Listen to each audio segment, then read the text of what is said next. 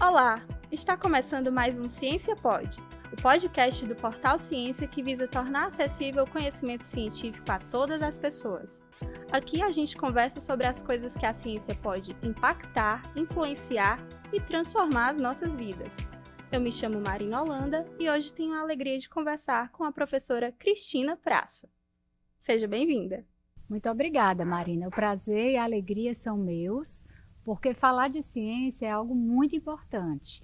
É super relevante que a comunidade, o mercado de trabalho, todas as pessoas tenham acesso ao que a ciência oportuniza. Na verdade, nós, cientistas, pesquisadores, não fazemos ciência só para publicarmos artigos científicos, mas sim para transformar realidades. É o que eu digo. A gente tem que desengavetar esses trabalhos e mostrar para que a ciência serve, que é exatamente para transformar, né, realidades, trazer inovações, trazer novas alternativas para problemas novos ou antigos. Então, muito obrigada pelo convite. Cristina César Praça Brasil é pós-doutora em Tecnologias e Serviços de Saúde pelo Sinteses da Faculdade de Medicina da Universidade do Porto, Portugal. Doutora em Saúde Coletiva, professora do Programa de Pós-Graduação em Saúde Coletiva da Universidade de Fortaleza. A gente está muito feliz com essa participação e a sua atuação, professora, ela tem uma dimensão muito interdisciplinar, né? O seu currículo, a sua estrada, né, acadêmica e, enfim, ela passa por várias áreas do conhecimento, e aí a gente queria começar ressaltando essa chave tão importante da interdisciplinaridade para a pesquisa produzir inovação, né?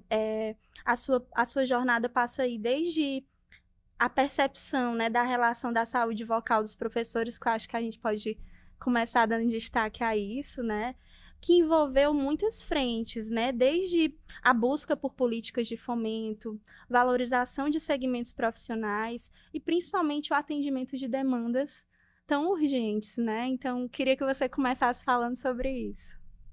Tá bem, tudo bem. Vamos começar aí com um pouquinho dessa história, né? Na verdade, eu sou graduada em fonoaudiologia pela Universidade de Fortaleza e desde que eu estava na graduação, eu sempre me preocupei muito com a saúde vocal dos professores, que é um problema antigo. Aí eu sempre pergunto, quem nunca teve um professor rouco, né? Então, a maioria das pessoas tem aquele professor, o professor maravilhoso, mas ficava rouco, ou às vezes falava baixo. Isso me incomodava muito. Como fonoaudióloga, a gente tinha todas as técnicas, estratégias para realizar tanto a promoção da saúde como o cuidado, né, terapêutico dessas pessoas. Mas sempre eu achei que faltava um pouquinho mais, sabe? Então eu fiz um mestrado na Universidade Federal de São Paulo, na área de distúrbios da comunicação humana, onde a gente fez vários trabalhos, inclusive com não só na voz, mas na área de linguagem, usando tecnologias, e aquilo ali começou a me dar alguns insights para a parte de voz, apesar de eu não ter estudado a voz do professor no mestrado. Mas eu comecei a notar que no momento que eu fazia um trabalho com o pessoal da tecnologia, eu ia abrir portas para soluções que eu já imaginava que seriam possíveis. Nessa época, eu também dava alguns cursos, né, de formação em saúde vocal. E aí resolvi fazer um doutorado.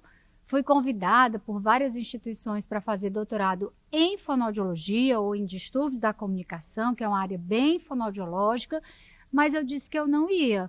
Eu preferi fazer um doutorado em saúde coletiva. Por quê?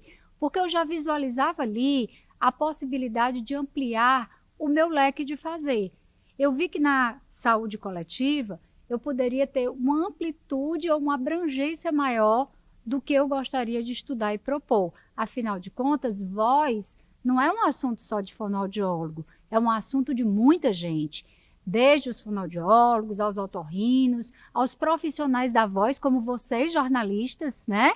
Os jornalistas demandam muito da fonoaudiologia, professores nem se fala, né? Que é a população hoje que os estudos mostram que são as pessoas mais acometidas por distúrbios vocais, cantores, políticos e tantas outras profissões, advogados.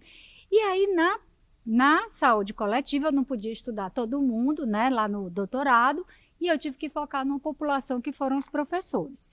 Quando a gente focou, o que é que a gente fez? A gente pegou os professores da Rede Municipal de Ensino de Fortaleza e fizemos um grande diagnóstico. E esse diagnóstico nos mostrou que a maior parte desses profissionais, né, mais de 90%, tem ou já tiveram alguma queixa vocal, que a maioria dessa população é constituída por mulheres, que por questões fisiológicas já tem mais predisposição a ter problemas vocais, e além das fisiológicas, as questões mesmo sociais, os papéis que a mulher ocupa na sociedade, né?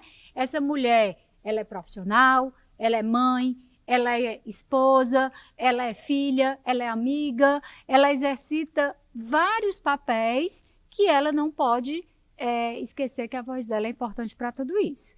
Quando a gente fechou esse diagnóstico, a gente viu que somente ministrando cursos de formação a gente não iria sanar o problema de saúde vocal desses professores. O que é que a gente fez? A gente trouxe outros conhecimentos, aí vem a interdisciplinaridade, aí eu me lembrei lá do meu mestrado, eu digo, opa, vou chamar o pessoal da TI aqui para me ajudar, porque pelas falas, o meu trabalho foi um trabalho quantitativo, né? Eu tive muitos dados estatísticos, mas eu tive ainda mais dados qualitativos, então eu ouvi essas professoras e esses professores, e eu ouvi da boca deles o que de fato poderia trazer soluções e seriam exequíveis para a realidade deles, sabe, Marina? A gente não pode enfrentar um problema somente partindo do nosso olhar. A gente está de um lado da mesa, mas quem usa a voz numa sala de aula, que muitas vezes não tem uma boa estrutura, que não tem boas condições acústicas, são eles. Então, a partir dessas escutas vieram muitas sugestões. Sugestões possíveis de implementar e sugestões não tão possíveis que a gente pode adequar. Chamei o pessoal da TI e mostrei o que eu tinha ali. E aí surgiu a primeira ideia, que foi desenvolver um aplicativo, né, para um monitoramento em tempo real da saúde vocal desses professores, que eles pudessem usar na sala de aula, com alertas na hora que o ruído ambiental tivesse prejudicial à voz, com o lembrete de beber água, com alguns testezinhos, né, que indicavam se ele estava ou não correndo risco vocal e que ele devia procurar o fonoaudiólogo dele, os lembretes dos exames anuais que eles precisam fazer, e aí nasceu o VoiceGuard. O VoiceGuard foi desenvolvido por uma equipe aqui da universidade, e é o que eu digo, a gente, enquanto profissional da saúde, a gente concebe, coloca todos os elementos técnicos. O pessoal da tecnologia faz a programação. Os designers fazem o layout. E aí, tive psicólogos também na equipe, porque eu tinha que saber como acessar essas pessoas. E olha aí como a nossa rede começou a crescer, né? Eu tinha fono, eu tinha psicólogo, eu tinha a equipe de TI, eu tinha designers, e foi muito legal, porque a gente conseguiu desenvolver um produto, a gente conseguiu testar e validar, e aí começamos a usar. Na Rede Municipal de Ensino de Fortaleza, outras escolas, outros países começaram a ver os trabalhos e começaram a requerer, mas aí depois veio outra sacada. A gente viu que o aplicativo sozinho, sem um processo de formação dessa população, também ia ficar deixando a desejar. Solto, né? Ia ficar solto. Por quê? Porque você só cuida bem daquilo que você conhece, né? Cada pessoa que tem uma situação, uma condição de saúde, eu não gosto de chamar de problema, mas uma situação específica, ela é que sabe melhor a forma de enfrentar, né? Então, o que é que a gente fez? A gente criou um curso, que é um curso EAD, Saúde Vocal em Foco. Também juntamos toda essa equipe, aí entra também o pessoal da pedagogia, o pessoal da educação à distância, montamos um material maravilhoso, juntamos os dois, e aí nasceu, né, com todo o apoio da Secretaria Municipal de Educação. Quero deixar aqui bem destacado o papel da doutora Dalila Saldanha, que foi a secretária municipal de educação do período e que incentivou muito esse processo, e a gente implementou. Inclusive, trazendo para dentro da Academia do Professor, que foi um equipamento inaugurado pela Prefeitura de Fortaleza, onde a formação acontece. Olha, isso foi muito legal, porque em 2018 a Academia do Professor foi inaugurada.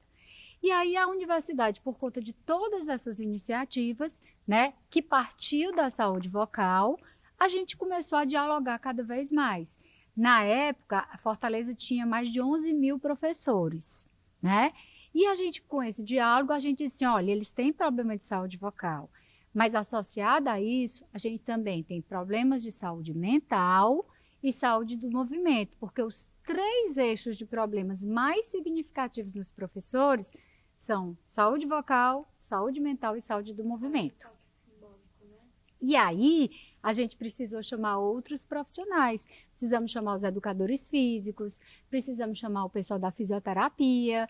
Depois a gente viu que os distúrbios alimentares também permeavam esse processo. E aí, o que é que aconteceu? Nasceu o PROSIP, que é um programa de promoção da saúde integral do profissional da educação. E muito legal de dizer que a Universidade de Fortaleza, né, o Programa de Saúde Coletiva, participou e, como que eu digo, acendeu cada vez mais centelhas para que o processo acontecesse. Hoje, a Academia do Professor tem fonoaudiólogos contratados para cuidar do programa eVoz.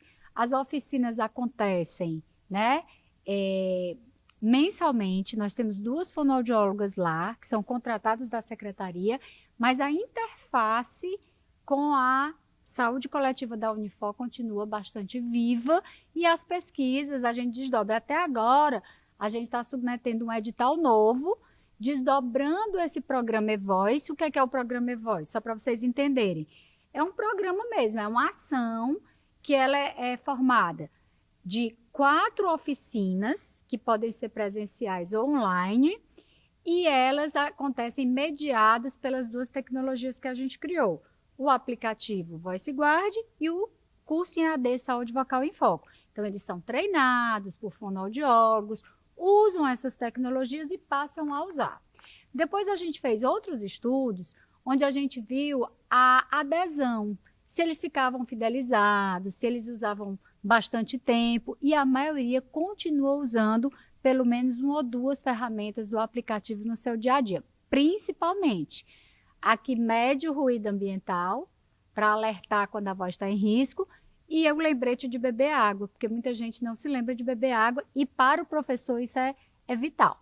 Agora, a gente vai submeter um outro edital, muito legal, onde a gente vai fazer um estudo focado na utilização do VoiceGuard, desse programa, para promover a saúde no envelhecimento dos professores.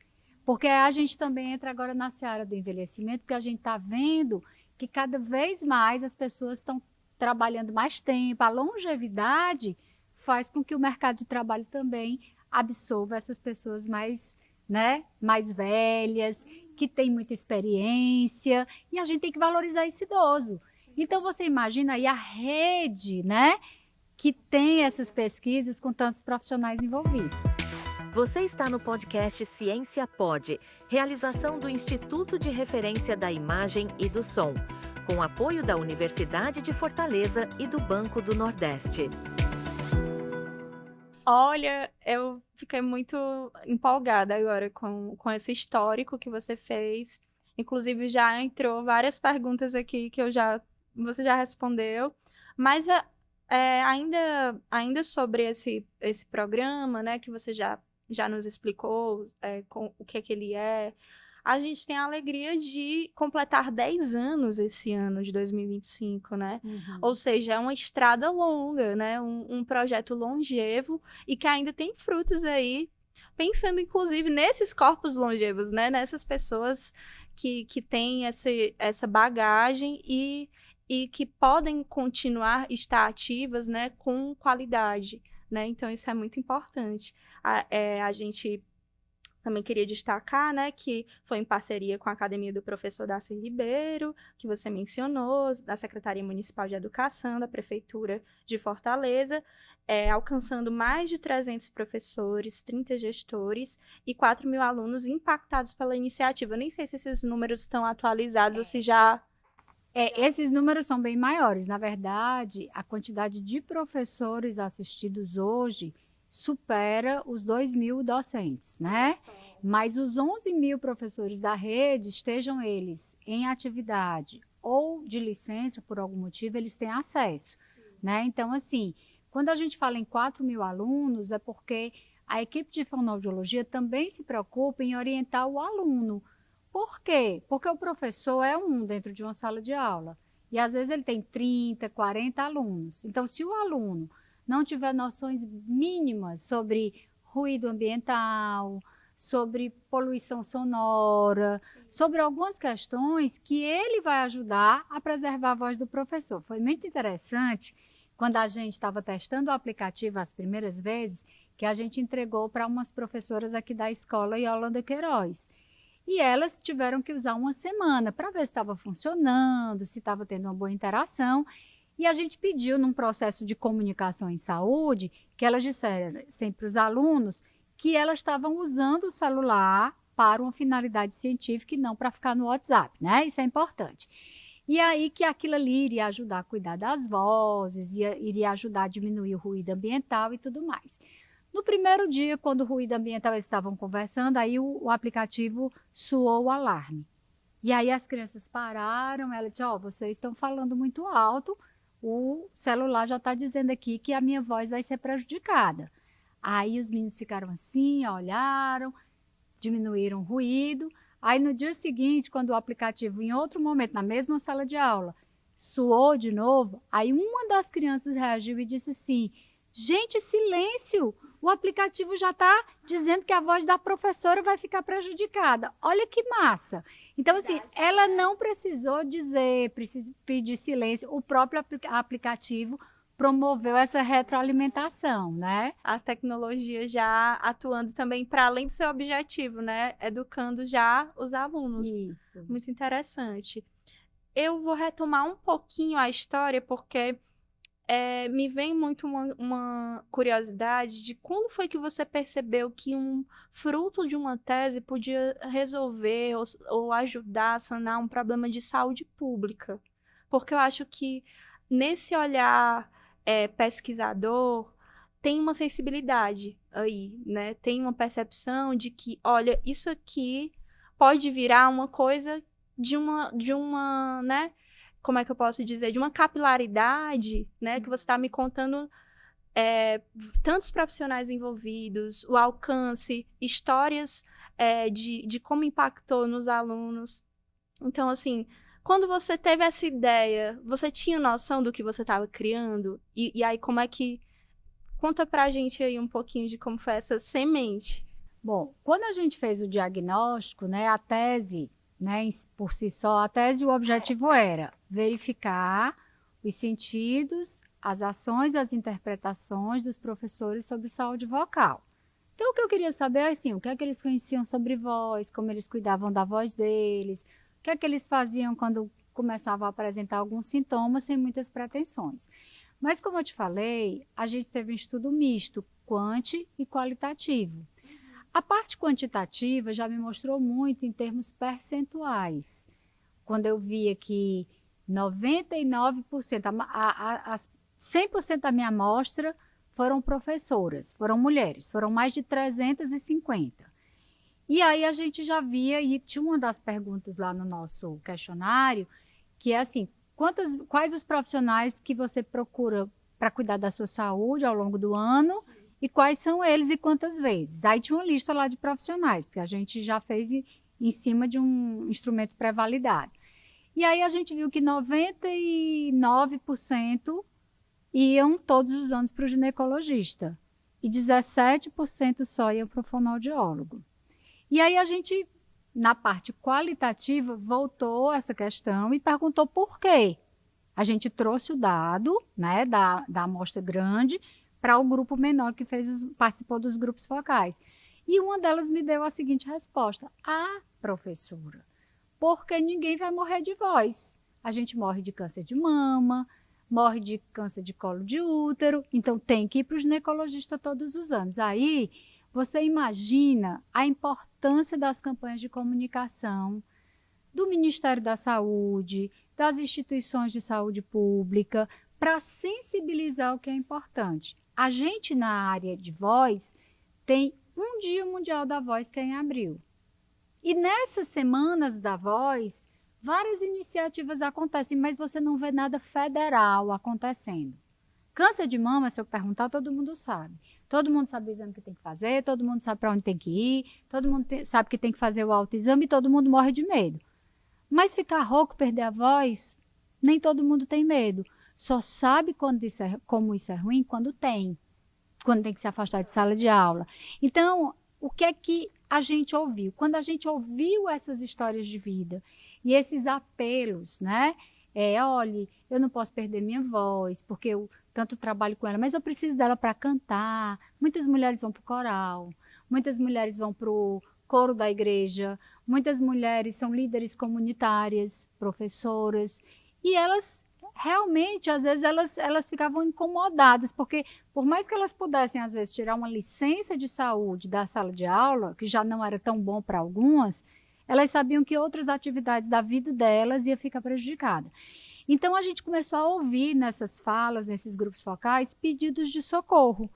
Porque a gente não tem acesso ao fono, porque ninguém cuida da gente, porque a gente não tem um lugar para ir, as informações são muito dissipadas. Aí sim, a gente pensou no aplicativo, a gente pensou no curso e a gente pensou que isso poderia ser disseminado. E aí veio a ideia, né, de se transformar num programa, ainda não é uma política, mas a gente está aí batalhando com algumas autoridades para que isso venha a ser realmente uma política de saúde vocal do município de Fortaleza. Mas é o que eu digo, a semente, como você perguntou, veio das pessoas com as quais nós falamos. E eu acho que isso é a cereja do bolo dessa pesquisa, porque não sou eu que proponho, não é meu grupo de pesquisa que propõe. A gente absorveu e verificou o que é que podia fazer, porque é uma responsabilidade do pesquisador, sabe, Mari? É a gente devolver o que a gente foi falar, não só usar as pessoas para coletar dados, mas devolver para elas o que elas nos deram. Você está no podcast Ciência Pode, realização do Instituto de Referência da Imagem e do Som, com apoio da Universidade de Fortaleza e do Banco do Nordeste. Você falou alguns desafios aí, né? Você falou que a questão não é uma política ainda federal. Eu acho que entra nessa próxima pergunta que a gente tem, assim, de os desafios enfrentados na implementação de políticas públicas de saúde coletiva, né?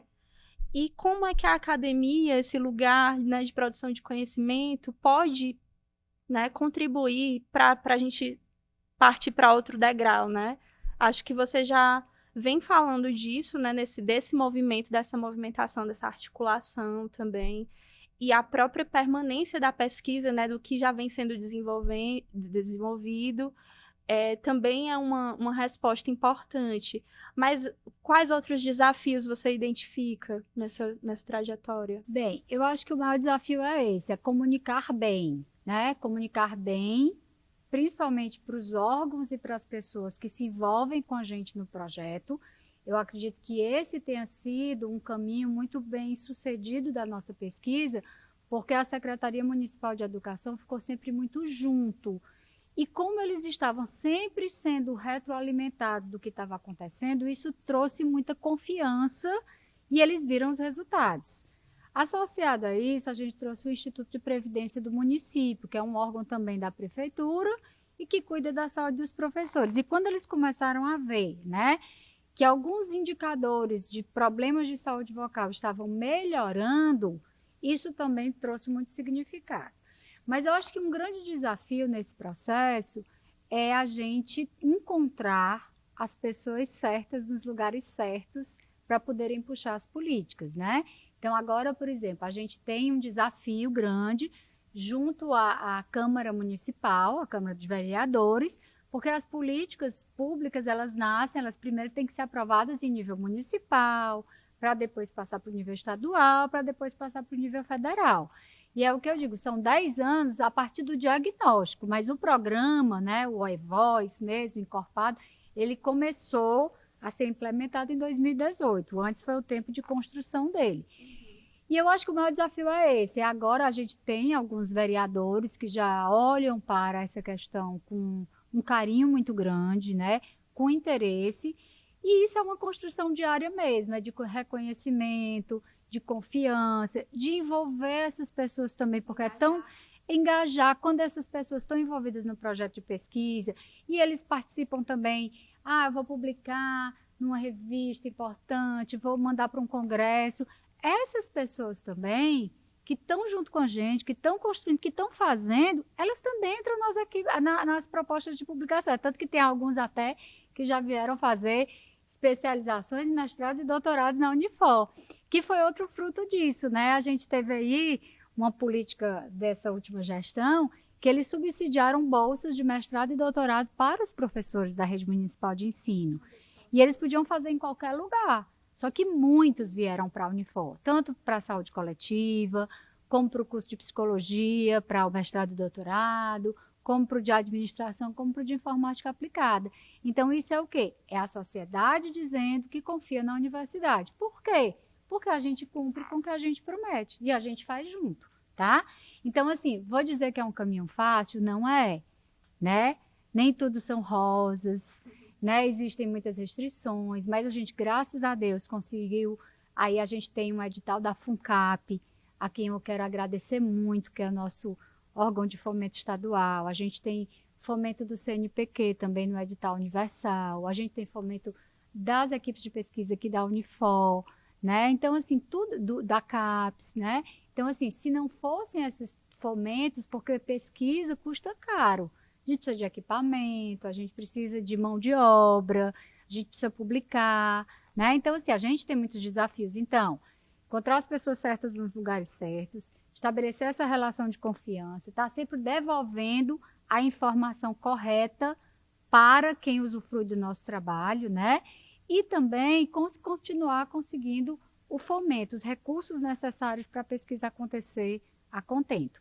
E é como você disse, estar atento, outro desafio muito importante de um pesquisador é estar atento ao que há de novo e o que pode ser feito de novo. A gente não pode se acomodar com o que já foi construído, porque às vezes parece que você construiu demais, mas hoje o conhecimento é muito rápido.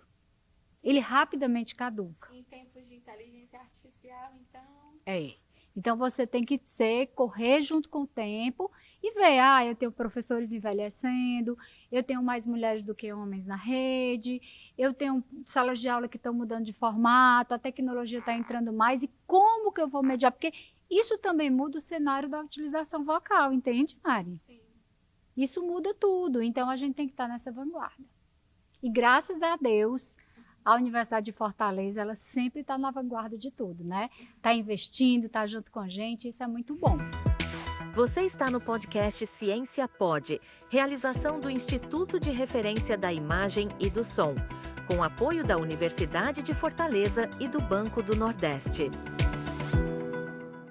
E aí eu queria puxar um pouco, a gente está falando aqui, a gente falou de interdisciplinaridade, agora eu vou puxar um pouquinho para a comunicação e inovação. E aí eu vou mencionar aqui algumas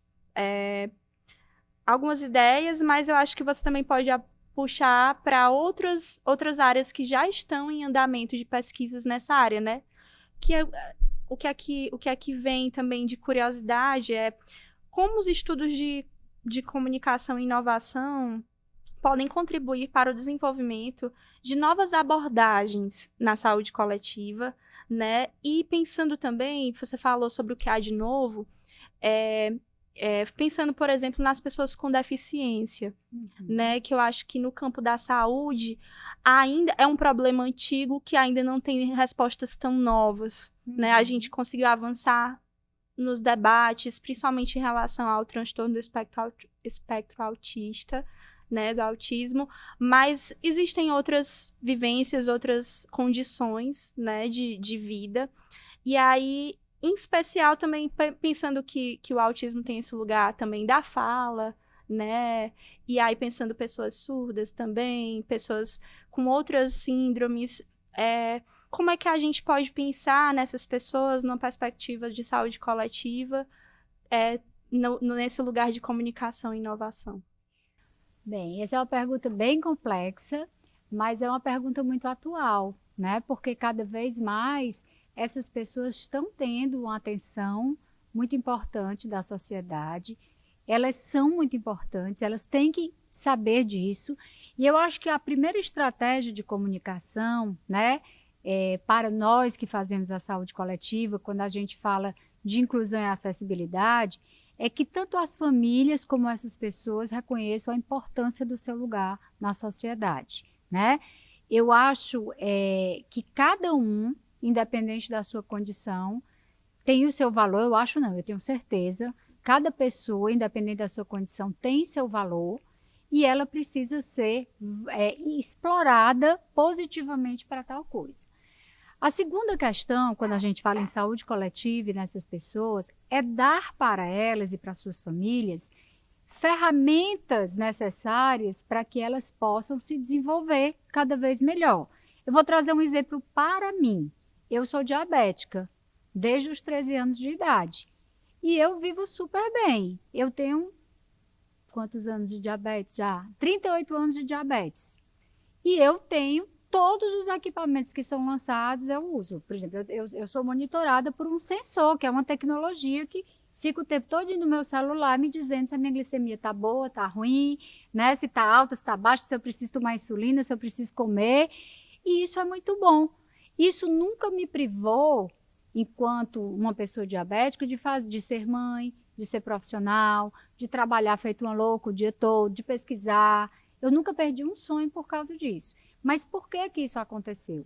Porque a tecnologia, a inovação me favoreceram avançar dentro do meu lugar de diabética e, inclusive, levar a causa e defender e ajudar outras pessoas que precisam.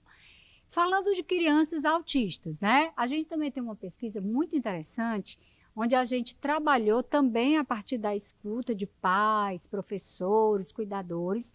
A gente trabalhou uma elaboração de um portal responsivo, ele se chama Portal Estimule.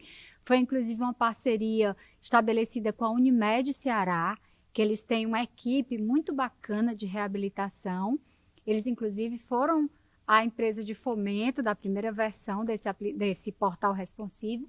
E a gente elencou várias atividades lúdicas a partir do nível que a criança é avaliada. Então, assim, o profissional entra no nível, faz a avaliação dela, ele pode ser fonoaudiólogo, fisioterapeuta, psicólogo, TO, faz a avaliação dessa criança, ela é nivelada dentro do que as habilidades dela podem alcançar, e essas atividades lúdicas que versam sobre comunicação, sobre interação, sobre movimentação, né? Essa interação, quando eu falo interação social, ele pega todos esses eixos e ele vai colocando e vai fazendo uma gradação evolutiva para que ela vá melhorando.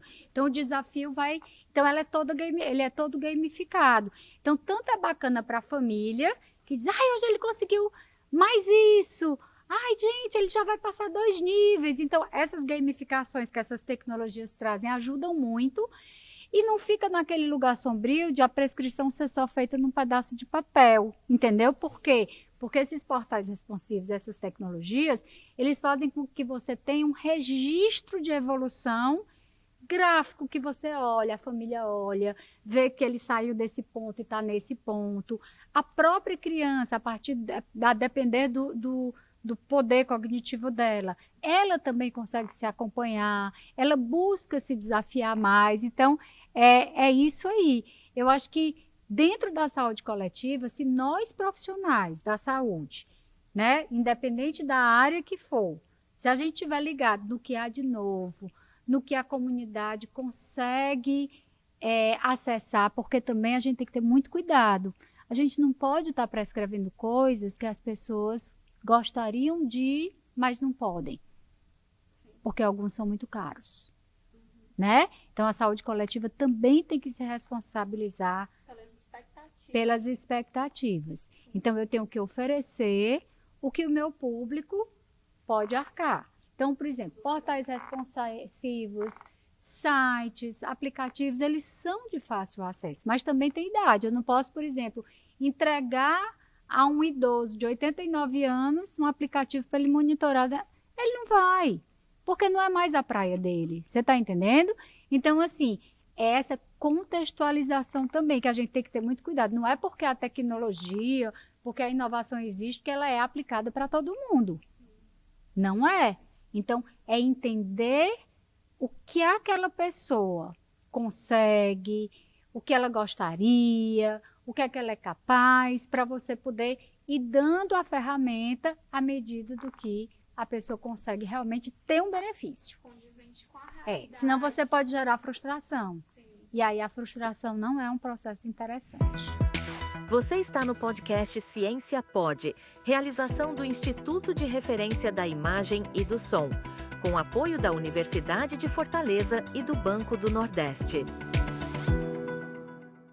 Professora, e dentro dessas outras iniciativas que estão sendo desenvolvidas, né, desses estudos, tem mais projetos que você possa trazer para a gente, do que você tem acompanhado? E aí também puxar um pouco para o que você já vê de tendências na pós-graduação, que são interessantes da gente destacar. Tem outra tecnologia que a gente desenvolveu junto aqui com o pessoal da tecnologia, que foi um aplicativo, o TabSess, né? Que ele é um aplicativo também assim muito acessível e fácil, que é de cessação do tabagismo. Esse aplicativo ele tem aproximadamente 4 anos, mas ele já passou por alguns processos de evolução com o advento do cigarro eletrônico. Então a gente via que o Brasil era um país que estava numa tendência de decréscimo do fluxo tabágico. Mas com o advento do cigarro eletrônico, ele deu uma aumentada. E as pessoas acham que cigarro eletrônico não faz mal, que é de boa usar, e não é, né? Ele é tão prejudicial como o cigarro convencional, cada um com suas peculiaridades. E aí entrou o pessoal da medicina, da pneumologia, da patologia junto com a gente. A gente tem um grupo, e aí o que é que a gente fez? Desenvolvemos o aplicativo, a mesma coisa, validamos, testamos, e agora a gente está implementando um grupo nele, nos grupos antitabagismo. Os CAPS-AD, alguns CAPS-AD, na cidade de Fortaleza, tem grupos para pessoas que querem deixar de fumar. Esses grupos, eles são conduzidos geralmente por psicólogos, e aí eu tenho uma mestranda, que é psicóloga, que é ela que está implementando esses grupos. E o que é que ele faz? Ele lida com essa população, mas ele acrescentou o aplicativo. Cristina, de onde é que nasceu essa ideia? De uma outra mestranda que a gente teve há alguns anos atrás, a Silvana, que ela já fazia uma estratégia bem diferente nos grupos antitabagismo que ela conduzia. Porque os grupos, a gente tem no Brasil uma política chamada PNCT, que é o Programa Nacional de Controle do Tabagismo. E ele prevê esses grupos, onde as pessoas vão uma vez ou 2 por semana por um determinado período, e eles têm essas reuniões. Recebem medicação quando precisam, toda a assistência até que eles param ou não param, né? Porque também isso é uma decisão pessoal. O aplicativo agora, ele está entrando, olhe para você ver a evolução. Já tem uma política estruturada e o aplicativo está vindo para melhorar essa política, como uma ferramenta inovadora na política. E a gente já está vendo que as pessoas que estão fazendo parte, a gente está conduzindo um grupo com o aplicativo e outro grupo sem o aplicativo. E a gente já está vendo que o grupo que está usando o aplicativo está se monitorando melhor. Aí eu brinquei e disse, eu vou comparar com o meu sensor. Quando eu não tinha um sensor, se a minha glicemia tivesse alta, ninguém me avisava. Eu tinha que estar fazendo o exame para saber. Agora não, ele apita. Entendeu? E o TabSess, ele faz a mesma coisa, ele te monitora. É tão legal que a gente mexeu até no bolso do tabagista. À medida que ele deixa de fumar, quanto menos cigarros ele acende por dia ou por semana, a gente bota no final da semana quanto é que ele economizou e o que é que dá para ele comprar.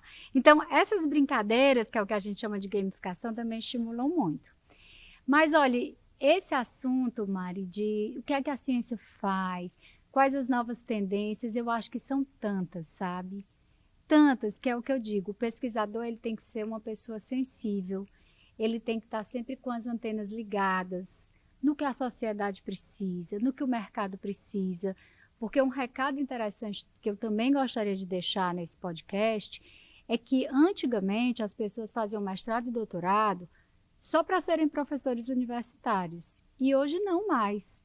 Hoje as pessoas têm que procurar mestrado e doutorado para se capacitarem cada vez para o mercado de trabalho. Inclusive, existem indústrias, empresas que estão arcando com custos de mestrado e doutorado para os seus funcionários porque sabem que os produtos e as estratégias e as soluções geradas pelas pesquisas vão repercutir positivamente na empresa, na indústria, seja em que segmento for. Então, o legal é que hoje, inclusive, a CAPES, né, que é a nossa instituição maior, que rege a pós-graduação no Brasil, a pós-graduação em estrito senso, ela defende muito isso. A pós-graduação tem que estar cada vez mais próxima do mercado e da sociedade.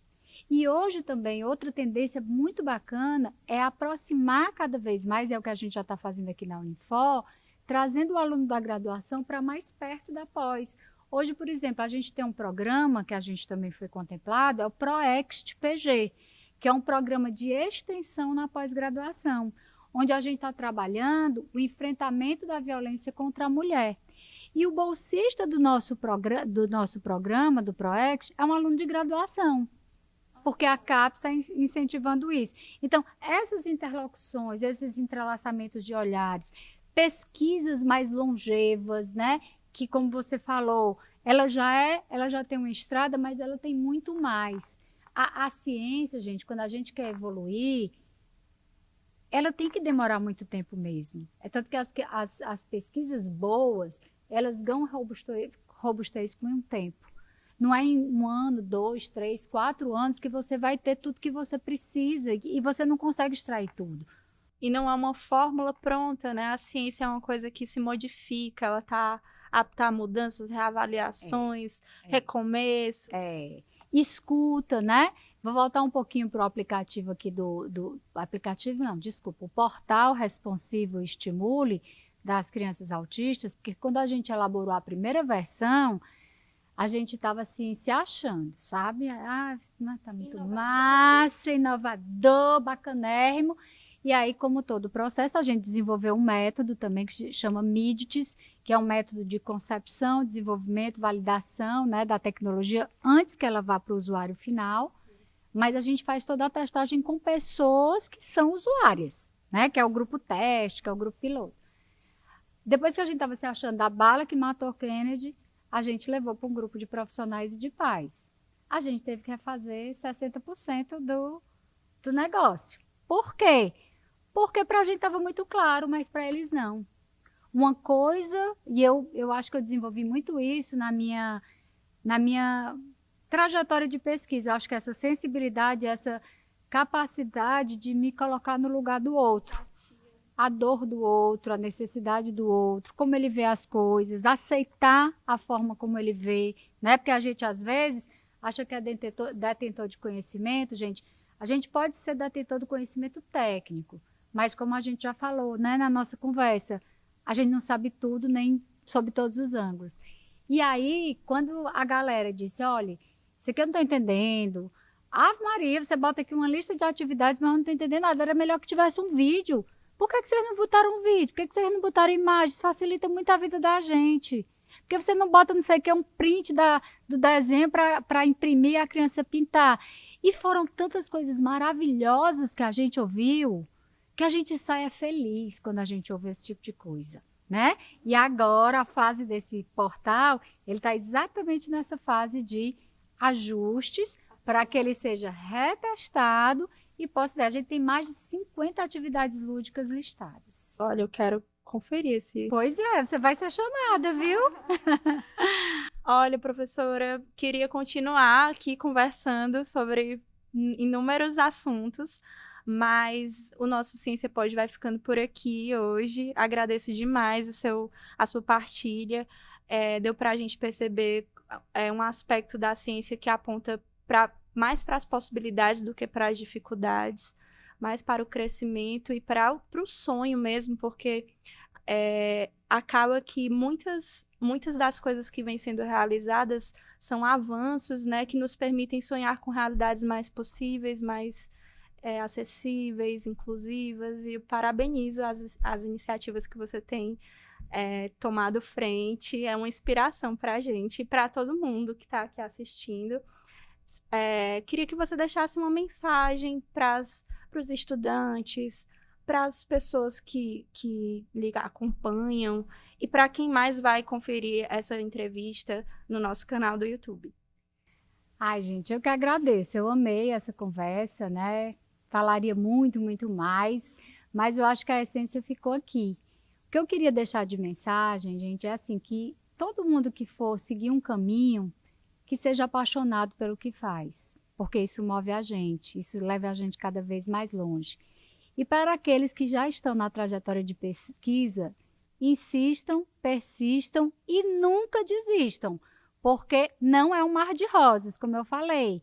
A gente tem muitas intercorrências no meio do caminho, a gente às vezes pensa que não vai dar certo, mas a perseverança, a ética, a clareza, né? Quando você faz tudo com muita honestidade, você chega lá com certeza. E principalmente se você tiver um propósito firme e você sabe onde você quer chegar. Então, nunca desistam. Pesquisa não é fácil, mas ela é possível e ela é muito prazerosa. Obrigada. A gente é que agradece.